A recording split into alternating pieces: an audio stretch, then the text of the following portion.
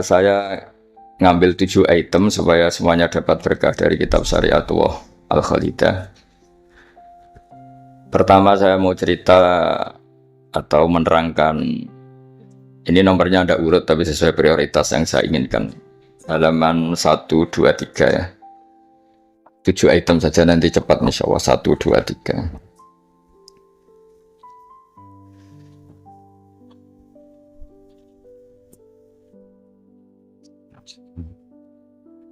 Nah, ini diterangkan di antara makalah ya, mutiara makalah yang disampaikan oleh Sayyid Hasan bin Ali, yaitu cucu Rasulullah SAW. Ketika ditanya oleh Imam Hasan Basri, kita tahu semua sanad Thariqah sebelum Sayyidina Ali semuanya lewat siapa? Hasan Basri. Terus di Jawa jadi Hasan Besari, jadi macam-macam, tukang ngeleh jeneng Jawa itu. Itu diantara makalahnya itu malam yu'min bi qada'illahi wa qadari khairihi wa syarrihi faqad kafara. Tapi waman hammala dzambahu rabbahu faqad fajara. Jadi kalau orang tidak berkeyakinan qada qadar khairihi wa syarrihi minallah, dia berstatus kafir. Tapi orang yang mengkambing hitamkan Allah ketika dia dosa, faqad fajara. Dia itu orang yang enggak benar. Jadi ini sudah tengah-tengah, karena masyhur itu ada ulama ahli sunnah yaitu Imam Sanusi berdebat sama orang Mu'tazilah itu semalaman. Mu'tazilah itu tetap kokoh keburukan itu tidak dari Allah. Alasannya Allah itu memerintahkan kebaikan, masa menghendaki keburukan. Tapi pikirannya Imam Sanusi, idzan waqa'a fi mulkihi ma la yuridu.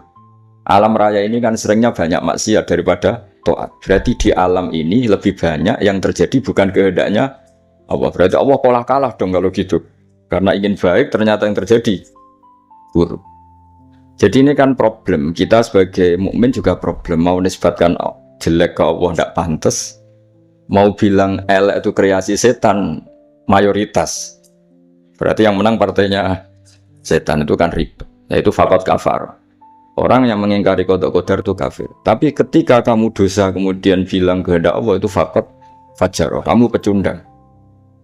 Nah ini sudah tengah-tengah. Implementasi ini monggo mawon, penting niku itu makalah-makalah yang disampaikan Sayyid Muhammad. Terus sekarang halaman 14 ya. Ya ngambil 7 item. Ini acak saja karena ya emang kan nggak mungkin nih Pak On ngaji lagi on sudah sepuh ya. Udah ini teman saya lama, paling lama saya berteman di UI itu On. Ini bawaannya Pak Zeni dulu. Pak Zeni juga pernah ke sini. Itu kalau nekuni tafsir itu ya pusing. Enak yang tinggal baca.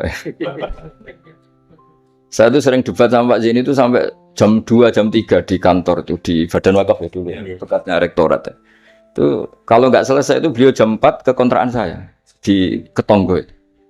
Karena kita ini sangat fikih. Pak Zeni itu dulu kan fakultasnya adab. Beliau di sastra Pak Tamlis. Jadi beliau lebih mengedepankan aspek balaghah. Saya fikih. Misalnya gini, sama terjemah ini kalau bisa ya hebat, sudah bisa boyong. Misalnya az-zani la yankihu illa zaniatan aw. Itu ayat hukum apa ayat faktual? Di ilmu ushul fikih itu diteliti. Kalau ayat hukum berarti maknanya pezina itu enggak boleh nikah kecuali dengan pezina. Pertanyaannya, jenenge zina aku ora kepengen nikah, kepengin kumpul kebo, mbok ndak usah dilarang ya sudah. Ndak nikah kan memang dari awal sudah kumpul kebo, ngapain nikah ya. Jadi kalau diharamkan gunanya apa? Mereka sudah tiap hari kumpul kebo. Apa itu ayat faktual? Maksudnya Allah cerita al-waqi'ah, waqi'atul hal. Kalau dalam ilmu ushul fikih, waqi'atul hal itu gini. Jenenge wong zina iku trene ya untuk wong sing padha-padha zania. Kan gak mungkin zanen kenalan mbek hafidhah gitu. Hafidhah kenalan. Jadi karena masa lalunya itu temannya itu ya untuk ya itu. Jadi itu bukan masalah hukum tapi masalah faktual.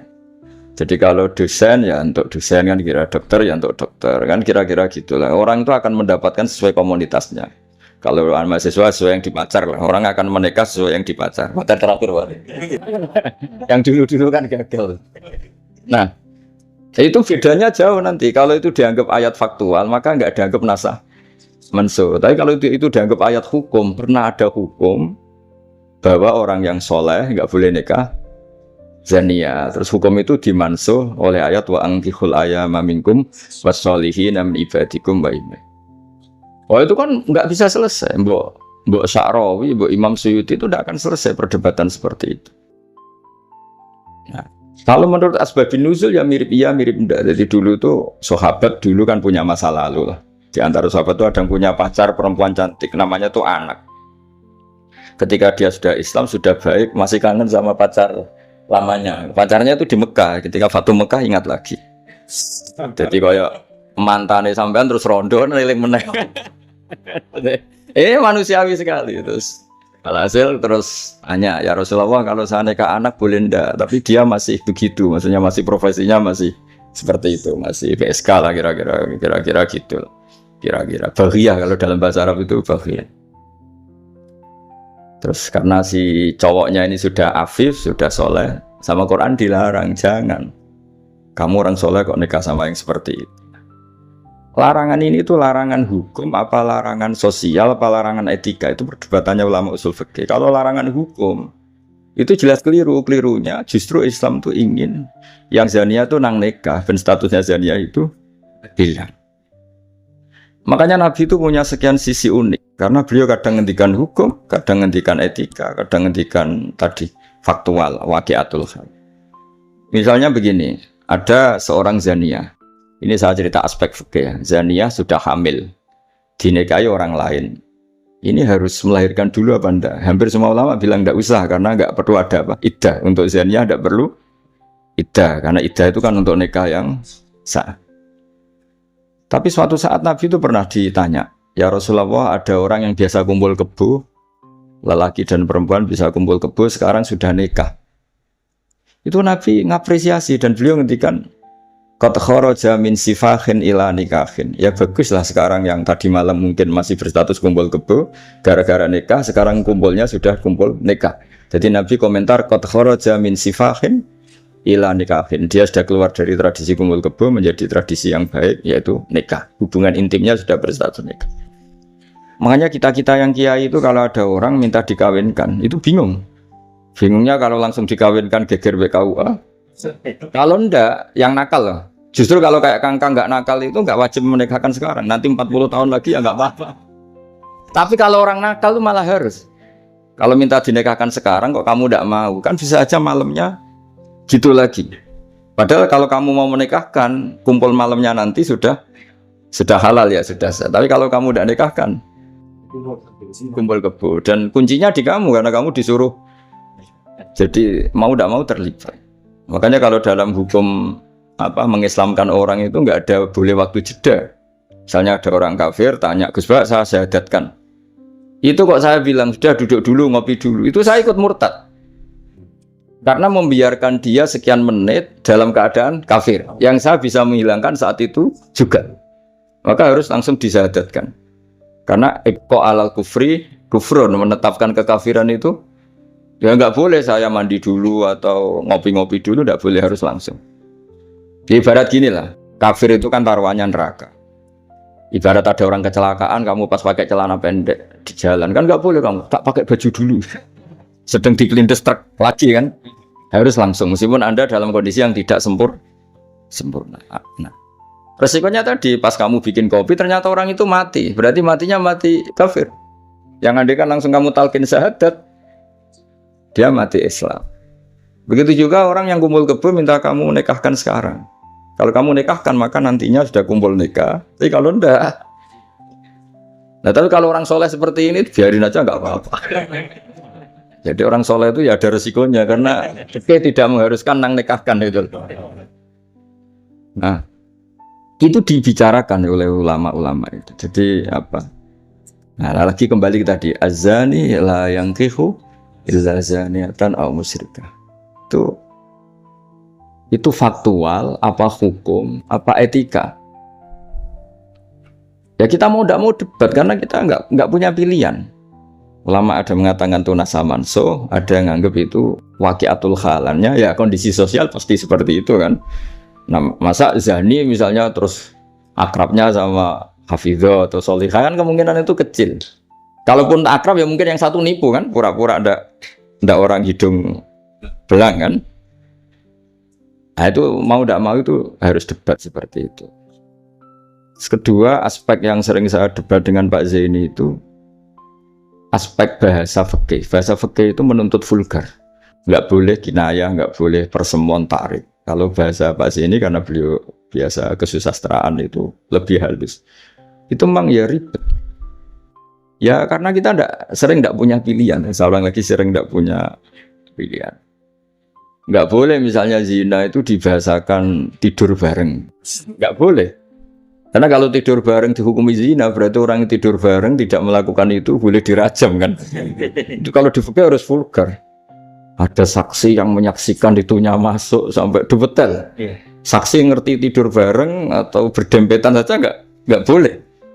Jadi ya agak kacau memang bahasa fikih itu mau tidak mau harus vulgar. Harusnya orang-orang etik itu ndak mau. Di sini terus misalnya ada masalah ketika aula mastumun nisa. Aula mastumun nisa itu bahasa sastra apa bahasa beneran gitu. Kalau bahasa sastra berarti Quran itu sangat halus sehingga membahasakan jima itu lamastum.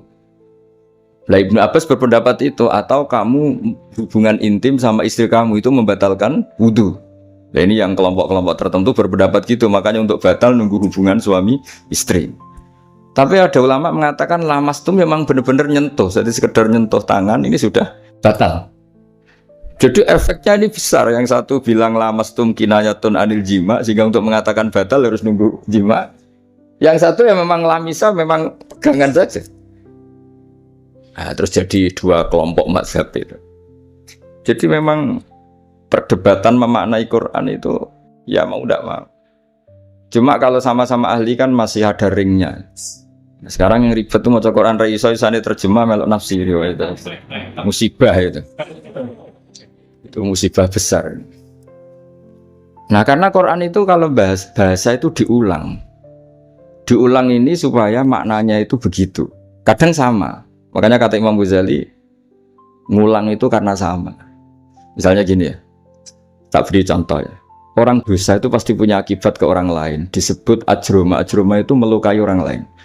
Innal ladzina ajromu kanu minal ladzina amanu yadhakun. Tapi nanti digenti. Kalau ajromu ini ditafsir digenti kafaru. Karena di belakang digenti fal yaumal ladzina amanu minal kuffar, bukan minal mujrimin. Jadi di depannya pakai kata ajromu, di belakang pakai minal kufar.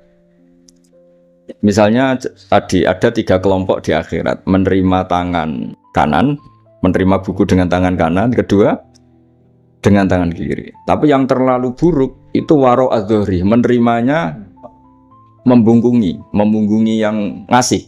Jadi misalnya kamu malaikat yang ngasih buku, terus lama ya sudah yang fatal itu ya sudah nerimanya dengan tangan kiri, dia membungkungi yang ngasih. Jadi sudah ngawur secara etika. Misalnya dipanggil si A sini. Si malaikat tadi orang ini memang bakat buruk. Pas nerima buku itu sudah sangat tidak beretika. Sudah dengan tangan kiri sambil membungkungi. Sehingga malaikat ini semangat ngadapnya ya kumat lah, kumat mantelnya itu sudah tidak beretik, sudah pakai tangan kiri. Tapi kita yang sopan itu kan menghadap pakai tangan kanan. Ya muni matur nuwun barang menapa tuh. Sehingga terus jadi malaikat itu makanya semua nanti di akhirat. Nah, akhirnya kelompok itu hanya 2. Kanan dan kiri. Nah, kiri ini yang ekstrim sampai ya sudah kiri. Nah, itu kata Imam Ghazali jangan kira ada kelompok 3. Ya ada yang biyamini, bisimali, waro'a dhori gitu maksudnya. Jadi sering seperti itu. Jadi hanya 2 tapi diredaksikan 3. Begitu juga neraka misalnya. Neraka itu kiai kuno nak darani digelundungno ning neraka. Itu bahasa paling bener. Karena orang masuk neraka itu kan bayangannya Quran itu kan wa ja'alna min baini aydihim saddan wa min khalfihim saddan fa aghshaynahum terus sampai saat terusnya fahum mukmahun. Mukmahun itu ditekuk. Nah itu sebagian Quran redaksekno yu'raful mujrimuna bisimahum fayukhadhu bin nawasi wal aqdam. Nawasi itu bathuk, aqdam itu delamaan. Jadi bathuknya ditekuk sampai nyium. Ya kiri-kiri gambarannya itu gini, ditekuk gini ininya diikat sampai kena kaki. Nah bentuknya sudah kayak bola, makanya wong kuno nak darani itu digelundungin rokok. Kamu tidak usah praktek, maksudnya ini ciri. Tapi gambarannya memang gini. Inna ja'alna fi a'naqihim aghlal. Terus fahiya ilal asqan fahum mukmahun, ini di rantai, dicancang, dikenakan ini. Ya ini apa itu peragaan saja. Ya nanti nggak usah apa dipraktekkan. Nah karena bentuknya sudah gini, terus ya nah neraka itu bawah. Ya neraka itu kan posisinya bawah. Mulane darani munggah swarga karena surga itu naik. Digelundungno ning. Nah ini cerita kealimannya wali-wali dulu. Jadi membahasakan masuk neraka itu digelundungno karena posisi sudah kayak bola itu. Diikat dengan bentuk seperti itu kan.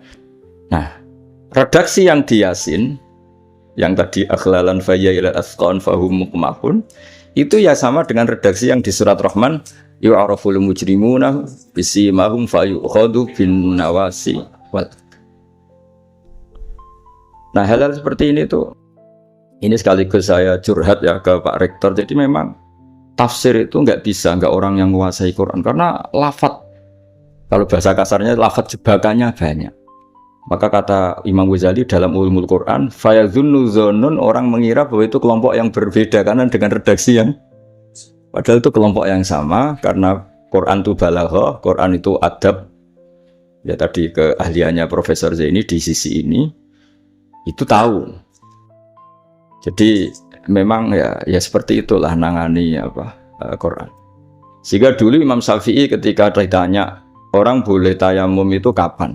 Ya kalau tayamum karena tidak menemukan air di padang Sahara karena tidak ada air, sarannya nyari-nyari dulu. Nyari-nyari air ke sekelilingnya ya. Kalau ada kafilah ya tanya-tanya bawa air enggak, baru kalau enggak menemukan baru tayamum. Ketika ditanya, mat dalil ala dalik, lalu dalilnya apa? Imam Syafi'i dengan enteng baca falam tajidumaan. Kemudian kamu tidak menemukan la yuqalu liman lam yatlub lam yajid wa innama yuqalu lam ya'rif. Di mana-mana tidak menemukan tuh ya sudah mencari, baru namanya tidak menemukan. Bagi yang belum pernah mencari, tidak bisa dikatakan tidak menemukan. Seperti itu. La yuqalu liman lam yatlub lam yajid. Bagi yang belum pernah mencari, namanya tidak menemukan, tapi namanya tidak tahu. Nah, itu contoh-contoh ijtihad Qur'ani ya. Jadi ya lafadznya Quran hanya falam tajiduma'an. Tapi namanya tidak menemukan berarti ada sabqit tolab. Mesti dimulai mencari. Nah, itu yang kita kaji di kitab Syari'atu Al-Khalidah. Ya, terus berikutnya ini ya acak saja. Enggak sampai 7 ya enggak apa-apa, sekenanya aja. Ini kan curhat susahnya terjemah. Makanya terjemah itu antar orang alim ya beda, bodoh sama alim tambah beda. Cuma yang satu ngawur lah, yang enggak ngerti ngawur itu kalau tidak tahu kok. Ya, halaman 42 ini yang masalah qiyas. Fannasu wa ingkana khoson lakinnahu yasiru aman. Nas itu meskipun waqiahnya itu khusus, lakinnahu yasiru aman. Pada akhirnya menjadi umum. Menjadi umum itu karena mau tidak mau ada qiyas. Qiyas itu analog, napa? Atau pola. Misalnya gini yang dicontohkan di sini misalnya Nabi memang hanya ngendikan layak dil qadi wa khutban. Enggak boleh seorang hakim memutuskan hal-hal yang krusial dalam keadaan emosi. Khutban itu emosi yang sangat. Lalu kiasnya apa? Rektor juga enggak boleh dalam keadaan emosi bikin keputusan. Kiai juga enggak boleh, suami juga enggak. Siapapun enggak boleh. Cuma yang sering bikin keputusan otoritatif itu kan qadi, hakim. Jika Nabi hanya ngendikan al-qadi. Lalu ulama mengatakan khutban itu kenapa tidak boleh? Karena orang kalau emosi itu akalnya agak mati waras lah gitu. Lalu itu tidak harus pas emosi ya. Ulama memasukkan terlalu syahwat ya nggak boleh, terlalu lapar ya nggak boleh, hakin ngempet nguyoh ya nggak boleh, ngempet ngising. Sehingga kata khutban kemudian diganti fi halatin yasu'u khalquhu fiha. Dalam keadaan yang dia nggak begitu normal. Di antara gak begitu normal, terlalu syahwat ya nggak boleh, terlalu emosi nggak boleh, terlalu lapar, lalu nahan kencing, nahan BAB dan sebagainya. Itu lafadz itu wan nasu wa ingkana khoson nas meskipun khusus yaitu Allah Nabi hanya ngendikan khutban, tapi nanti menjadi umum. berdasar hukum apa? Qiyas. Nah di sini Pak Ainur Rahim Fakih yang sering kita beda ya. Misalnya ini bukan meng-NO-kan yang Muhammadiyah atau Muhammadiyahkan NO, karena kalau kita ini biasa saja. Orang NO ya pasti Muhammadiyah, kan umat Kanjeng Nabi Muhammad sallallahu alaihi wasallam. Orang Muhammadiyah yang pasti dengar NO lah, karena gerakannya ulama. Masa tidak mendengar ulama? Tapi setelah jadi ormas ini jadi yang NO tidak Muhammadiyah, Muhammadiyah tidak NO. Misalnya kamu NO ditanya Allah, akun tamin ummati Muhammad, ya naam. Itu bahasa Arab ummati Muhammad itu. Terus Muhammadiyah takut iki anut sapa ya anut ulama. Jadi tapi wong nganggur geger sebenarnya. Nah kita termasuk yang enggak nganggur jadi kan. Jadi rapati geger. Saya beri contoh. Nabi itu ketika habis sholat itu akbala aliyah Nabi wajih langsung berputar menghadap ke kita. Jadi kalau di Indonesia langsung menghadap ke timur. Itu ada yang mempraktekkan dan itu bagus. Jelas semua teks hadis seperti itu. Tapi di beberapa hadis itu insorofaan yamini, kadang insorofaan simali. Karena begini, Nabi itu kalau sholat, itu orang yang dari 7 kilo, 8 kilo semuanya lari. Kepengen makmum Kanjeng Nabi. Sehingga kalau makmum Nabi ini bahaya ketika itu sefur. Alhamdulillah. Memang janjian rawuh. Kersane jejer Pak Tamyiz padha kiai ini. Jodoh berarti kiai tenan. Berkiai jejer kiai. Iya putrane Mbah Mun. Dokter.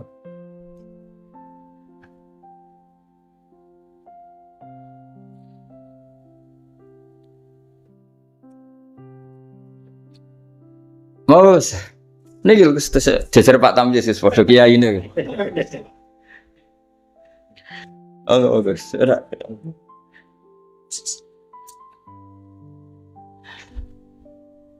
Ya saya teruskan ya. Jadi ternyata di syurahul hadis, para pensarah hadis ketika Nabi menghadap ke timur dan itu ya banyak yang meraktekkan dan menurut saya tidak masalah.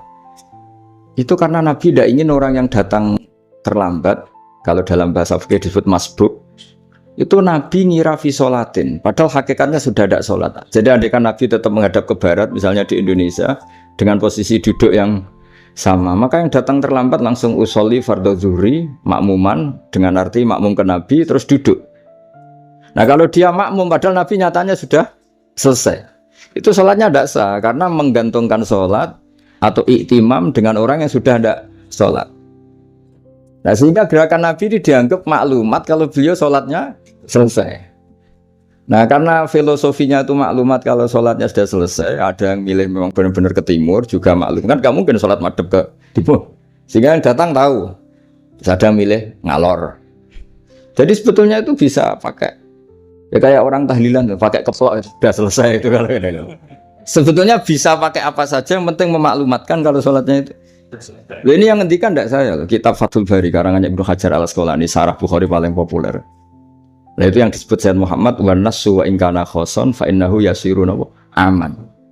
Ya kayak tadi misalnya laiktil qadi wa huwa khutban, kemudian khutban ini memasukkan semua kondisi yang kita kurang fit. Itu tidak boleh bikin apa? Keputusan. Qadi ya juga kita ganti. Tidak harus qadi, Pak Rektor, Pak dosen, seorang suami kalau bikin keputusan jangan dalam keadaan yang khutban atau ngempet nguyuh, ngempet ngising, hakin itu. Kalau dalam bahasa Arab hakinan itu. Nah ini penting saya utarakan karena kalau kita terlalu tekstualis itu nanti kita naik Innova tidak perlu baca subhanalladzi sakhkhara lana hadza. Karena ayatnya itu kan wal khayla wal bighala wal hamira litarkabuha wa zina. Ini tidak ada Innova ini. Ayatnya ya litas tahu ala summa tazkuru ni'mata rabbikum idza stawaitum ali wa taqulu subhana. Ini kan jelas litas tahu ala zuhur, ini Innova tidak ada zuhurnya, ini tidak ada punggungnya. Jelas ayat sebelumnya tentang wal khayla wal bighala wal hamira litarkabuha wa zina. Nah, jadi kalau terlalu tekstualis maka naik Innova Ferrari itu tidak usah baca subhanalladzi karena ayat ini tentang bighala ya tentang bighala, tentang khimar dan seterusnya dan seterusnya. Makanya kajian kitab Syariatul Al-Khalidah dan alhamdulillah saya khatam dan saya tidak ngira bahwa sebenarnya saya khatam sudah 3 hari yang lalu tapi saya bilang kayak ada wangsit. Ini nanti ada khataman spesial. Lala Pak Rektor mau kesini tanggal 12, saya bilang ke santri-santri ya, biar ikut hormat apa khatam. Jadi itu saja, nanti saya mohon curhatnya Pak Rektor. Tadi sudah curhat di teras saya 15 menit, Pak On ya sekitar 10 menit mungkin, Gus Zofur 10 menit. Nanti yang donga Ki Mansur. Kalau Pak Rektor donga rapati mandi. Karena jadi rektor tuh hisabnya berat. Jadi dosanya itu seneng gaya keputusan, nggak siap jadi objek keputusan itu. Begitu ya mau udah mau memang. Tapi itu bagus kata Bapak. Kata Bapak, kowe kudu wani dadi kiai. Tapi dados kiai ngeten. Wong tawadhu ora mutu jare Bapak. Gayane tawadhu, asline mau tanggung jawab. Jadi Bapak itu, saya dulu ya heran, kenapa Bapak itu lebih suka kancanan wong mlete timbang wong tawadhu. Dulu saya tuh heran. Setelah saya jadi kiai itu, wong mlete itu luwih gampang syukur. Ya, cuma wong sing ra cocok darani ngono iku mlete. Asline wong mlete iku gampang syukur. Lah apa dadi rektor, dadi pegawai negeri ra enak dadi wong biasa ngopi ra ono sing ngekang. Ya sudah, kalau dia caranya syukur seperti itu biarkan saja. Itu kan mletes, mau dadi rektor, mau dadi menteri ra enak, urip kok terikat. Padahal misalnya dekne gelem ya ora ono sing dadekne. Tapi cara dia syukur memang akan ngomong terus seperti itu. Gak enak jadi PNS, jadi rektor ra enak, jadi menteri ra enak. Wong kok terikat, enak jadi wong ini iki, butuh rokokan, butuh ngombe. Dulu saya nganggap orang seperti itu melitih. Tapi Bapak tuh suka sama orang seperti itu. Setelah saya jadi kiai itu tahu ternyata itu bahasa syukur. Ya, iya membela diri ya. Emang dia happy-nya kalau ngomong seperti itu ya. Sing bojone elek ngono, ra enak Gusti bojo ayu dadi sawang-sawangane wong. Wes auni-unimu yang penting sudah, itu cara dia syukur. Saya tuh belum pernah loh kalah debat orang kecuali sama orang desa itu. Anaknya itu minta motor Pak Rektor, motor, sepeda motor. Nggak boleh, ada orang kaya. Bapaknya kesini, anaknya komplain, bos bapakku kok medit, mau motor ora oleh padahal orang kaya. Bapaknya kesini itu masuk akal ya. Anak di pondok tambah goblok. Mergo yo kok motor. Lah kok goblok, Pak? Jenenge donya iku Gus iku sing lahirno donya, kok sapi kan manak, wedhus manak. Wong donya kok mangan donya. Motor itu kan beli bensin nyervis. Jadi orang beli mobil itu goblok teman. Jadi ya profesor, dokter kalau punya mobil cara dia ya goblok. Kiai yang punya mobil cara dia jenenge donya iku sing lahirno donya kok mangan. Wah. Kosong. Iki kok pinter juga. Akhirnya, Pak, lah sampean ngene Pak, diteropon Agus Pak motor, itu goblok pisan. Tapi kita menjadi tahu, ternyata di balik lugune iku ya ono pinter ya. Meskipun dia pecundang, hanya pecundang itu gak gelem motor nang ndi yo ngetroponakane. Tapi ya intinya hidup itu harus mendengar. Jadi Bapak itu senang mbek wong mlete. Nek wong tawadhu itu gak pati. Karena alasannya Bapak. Kon ngimami gak gelem, kon takmir masjid gak gelem, dadi rektor gak gelem. Wis padune mau tanggung jawab, terus engko nek ana salah karek ngritik. Lha iku ora tawadhu wong Indo jare Bapak. Nah ini cerita kearifan orang-orang dulu. Jadi orang-orang dulu kelihatannya seenaknya tapi sudah dihitung. Ternyata orang Melite itu ya dia membela dirinya sampai seperti itu. Bela gak gelem mau jadi menteri, jadi rektor gak enak, urip terikat. Ada nanti kan dia gelem ya ndak ada yang nawarin. Ya sudah, tapi cara dia syukur seperti itu. Bisa mohon sekali lah ini khataman syariat wal khalida. Mungkin saya mohon Gus Zofur untuk cerita hubungan Mbah Mun dengan Sayyid Muhammad. Yang Pak Rektor sama Pak Oni curhat. Kok secara berurutan kalau mohon sekali supaya semuanya dapat berkah dari Sayyid Muhammad bin Alawi Al-Maliki Al-Hasan.